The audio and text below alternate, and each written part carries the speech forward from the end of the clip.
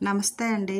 ఓం భూర్భువః స్వః తత్సవితుర్వరేణ్యం భర్గో దేవస్య ధీమహి ధియో యో నః ప్రచోదయాత్. మనందరికీ తెలిసిందే కదండి గాయత్రీదేవి మంత్రం. ఈ మంత్రం మనందరినీ కాపాడుతుందండి. చాలా మంచిదండి. నన్ను కాపాడింది ఆ మంత్రమేనండి. నేను ఒక పుస్తకం కూడా రాసుకున్నాను అప్పుడులో. నేను చదువుకున్నప్పుడు ఆ తర్వాత ప్రైవేట్ స్కూల్లో టీచర్గా చేశాను. అప్పుడు కూడా ఈమె నన్ను కాపాడిందండి. ఎప్పుడు ఈమె గుడికి వెళ్ళేదాన్ని. 25 ఇయర్స్ అండి అక్కడ ఆ గుడికి. అక్కడలో మాత్రం అమ్మ అందరినీ కాపాడుతుంది. అలాగే కుంకుమ పూజలు చాలా బాగా చేస్తున్నారండి. శ్రావణ మాసం కదా, అమ్మని చూడండి. అమ్మ దయ కాకపోతే ఇక్కడే బస్సులు ప్రారంభం చేసామండి. ఇంకో బస్సు కూడా ఈరోజు ప్రారంభం చేసాము. అదంతా ఈ గాయత్రీమాత కటాక్షమేనమ్మా. మన దగ్గరలో ఉన్న గాయత్రీమాత ఎక్కడున్నా దర్శించుకోండి, మంత్రం చెప్పుకోండి, మంచి చాలా జరుగుతుంది. ఇగోండమ్మా ప్రారంభం జరుగుతుంది. అమ్మ మాత ఆ దైవాలనే ఈ వెహికల్ ప్రారంభం అక్కడే చేసుకున్నాం. మళ్ళీ ఇంకొకటి కూడా అక్కడే చేస్తామమ్మా మేము. అమ్మ దయ వల్ల మా వారు కొందరికి ఉపాధి కల్పిస్తున్నారమ్మా.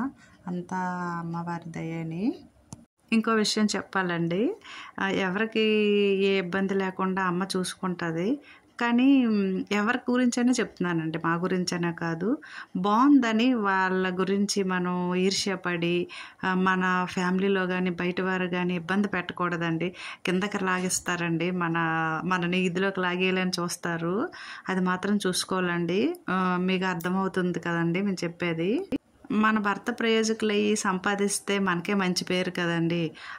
అలాగ మనం ఆలోచిస్తే వేరే వాళ్ళు ఎలా ఆలోచిస్తారంటే, ఈమెకి వీళ్ళకి ఎంత బాగుండడం ఏంటి, ఇంతకుముందు వాళ్ళకి అంత దినిగా లేదు కదా, ఇప్పుడు ఇంత దినిగా బాగుపడడం ఏంటని ఈర్ష్య మాత్రం కంపల్సరీగా కొందరికైతే మాత్రం ఉంటుందండి. అది నేను చెప్పగలను.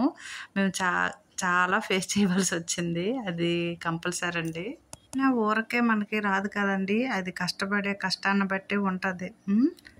కష్టానికి ఎప్పుడు ఫలితం తప్పనిసరిగా ఉంటుందండి. ఏమంటారు? తెలియక కొన్ని పొరపాట్లు జరుగుతాయండి. అది తెలుసుకొని చక్కదిద్దుకొని మన ఫ్యామిలీని మనము బాగు చేసుకుంటే అందులో ఉండే ఆనందమే వేరండి. మాటల్లో చెప్పలేను. ఇది అమ్మవారి గుడిలో అమ్మ సాక్షిగా చెప్తానండి. అందరికీ జరుగుతుంది. మనం మాత్రం చూసుకోవాలండి మన పరిస్థితులు. ఓకే అండి, విన్నందుకు థ్యాంక్ యూ.